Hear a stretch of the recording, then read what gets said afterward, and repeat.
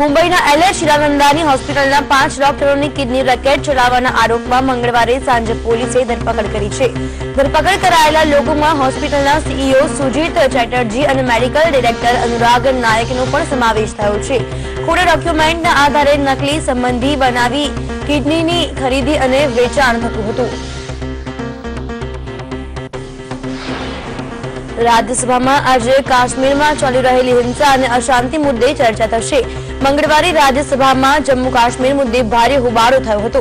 જમ્મુ કાશ્મીરમાં છેલ્લા 1 મહિનાથી હિંસા ચાલી રહી છે, જેને ડામવા સરકાર દ્વારા કોઈ નક્કર પગલાં લેવાયા ન હોવાનો આક્ષેપ વિપક્ષોએ કર્યો હતો.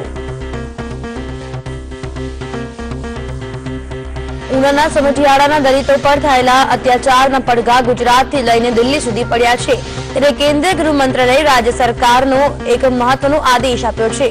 રાજ્યમાં ગૌરક્ષણના નામે થતા જીવલેણ હુમલાઓ સામે કડકથી કડક કાર્યવાહી કરવા આદેશ કર્યો છે.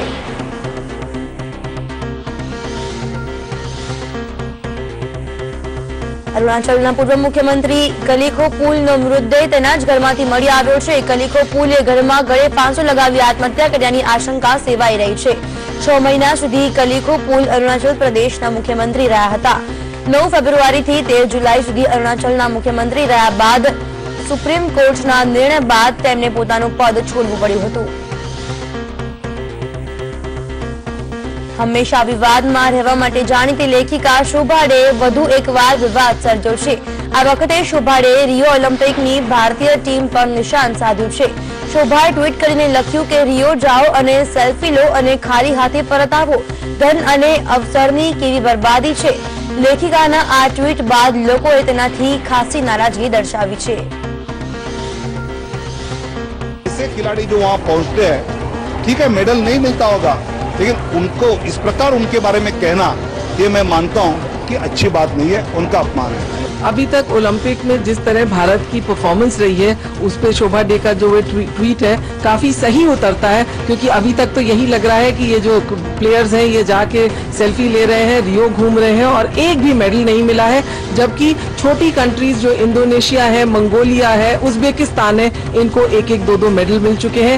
हमारे पड़ोसी देश चीन जो है, चाइना को तो 13 गोल्ड मेडल मिल चुके हैं और अभी तक भारत का खाता भी नहीं खुला है.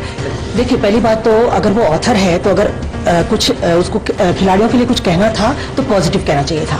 ऑथर का ये ड्यूटी बनता है, हाँ, क्योंकि वो लोग अभी नेशनल स्टार्स हैं, ओलंपिक्स में गए हैं, कोई आसान बात नहीं है.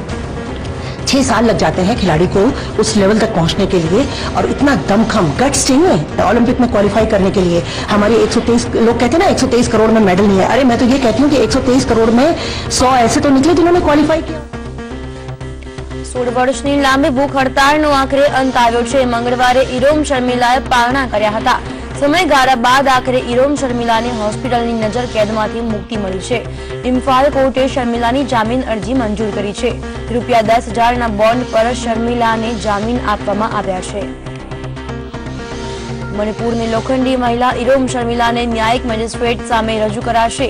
જ્યારે તે ભૂખ હડતાળ સમાપ્ત કરી અને પારણા કરશે ત્યારબાદ તેમને મુક્ત કરવામાં આવશે. આશરે 1.5 દાયકાથી વધુ સમય પહેલા ઇરોમ શર્મિલાએ સશસ્ત્ર વિશેષાધિકાર કાયદાને નાબૂદ કરવાની માંગ સાથે ઉપવાસ આંદોલન શરૂ કર્યું હતું.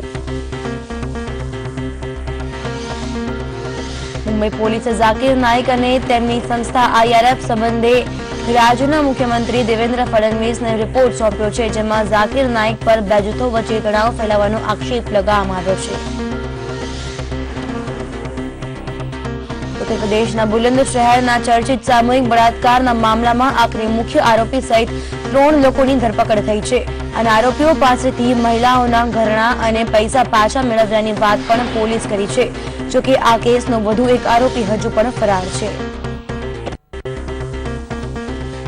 અયોધ્યા નજીક ગોરખપુર અયોધ્યા હાઈવે પર થયેલા એક અકસ્માતમાં એક ટ્રકે 20 જેટલા શ્રદ્ધાળુઓને અડફેટે લીધા હતા, જેમાં 7 શ્રદ્ધાળુ મોત થયા છે, જ્યારે 12 થી વધુ શ્રદ્ધાળુ ઇજાગ્રસ્ત થયા છે. આ તમામ શ્રદ્ધાળુ શ્રાવણના મેળામાં જઈ રહ્યા હતા.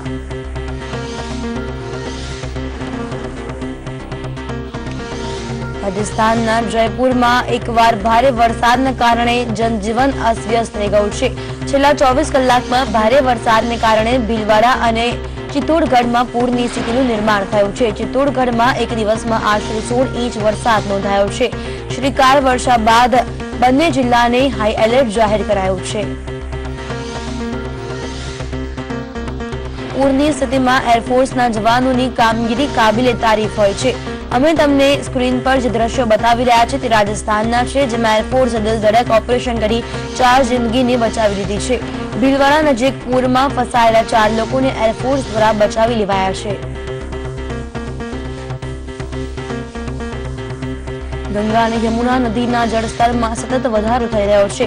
અલ્હાબાદમાં ત્રિવેદી સંગમ ખાતે પણ જળ સપાટીમાં વધારો થતા અનેક નદી કાંઠાના વિસ્તારમાં નદીના પાણી ફરી વળ્યા હતા. રોડ ઉપર પણ પાણી ભરાઈ જતા સ્થાનિકો અને પ્રવાસીઓની મુશ્કેલીમાં વધારો થયો હતો. અનેક વિસ્તારો બેટમાં પરિવર્તિત થતા બોટનો ઉપયોગ કરીને લોકો સુરક્ષિત સ્થળે સ્થળાંતર કરી રહ્યા છે.